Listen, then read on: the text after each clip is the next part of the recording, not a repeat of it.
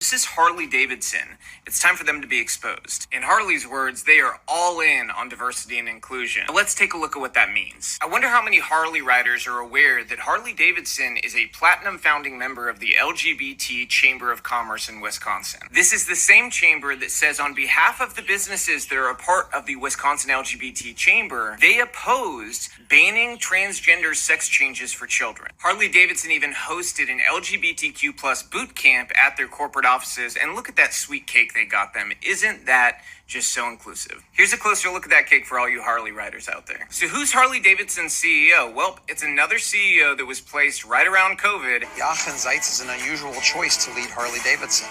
He's German.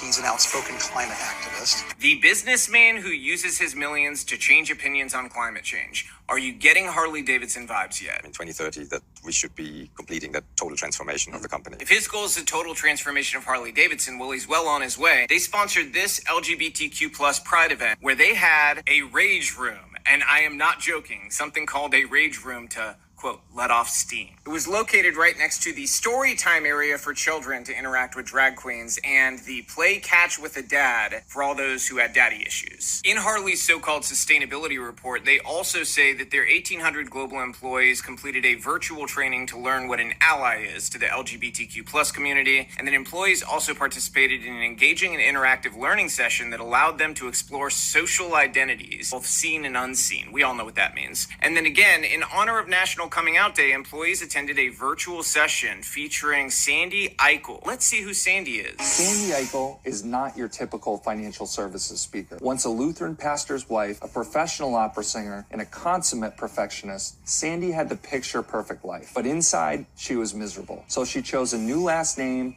a new career, and a whole new life and mindset, which elevated her to the top of her profession. We have to change our culture, and we need to do it quickly. In their sustainability report, their CEO also brags about their 90 out of 100 HRC CEI score. This score is one I've explained many times before, but essentially is the Trojan horse that pushes all these left-wing values into corporations. And this score begs the question, is Harley-Davidson's health plan covering the transition of children? That's one of the metrics that the HRC CEI score judges. And if you're a Harley-Davidson dealer, guess what? They've got a plan for you heading into 2032. They want to increase the diversity across the global dealer network at both the staffing and owner-operator levels. That's a fancy corporate speak way of saying less white people. I think it's important to note at this point that the CEO of Harley-Davidson is making almost $12 million a year while making these changes. In Harley-Davidson's sustainability report, they also bragged that their legal department participated in the American Bar Association's 21-day challenge. Through 21 days of short readings and videos, the challenge encouraged participants to step out of their comfort zones to acquire greater racial literacy and inspire engagement in the fight against racial inequality. So let's take a look at what's in that challenge. It promotes the widely debunked and racist 1619 Project. It promotes a radical book called Black Panthers and White Lies. It promotes the idea that climate change is harming expectant black mothers, and they promote Marxist Ibram Kendi, who says you can't be an anti-racist unless you're anti-capitalist. This training also supports illegal immigration, and it supports the Marxist Black Lives Matter organization. That's not all though. This training also makes the case for reparations. Harley-Davidson sponsored York County Pride. Here's some photos, totally normal stuff.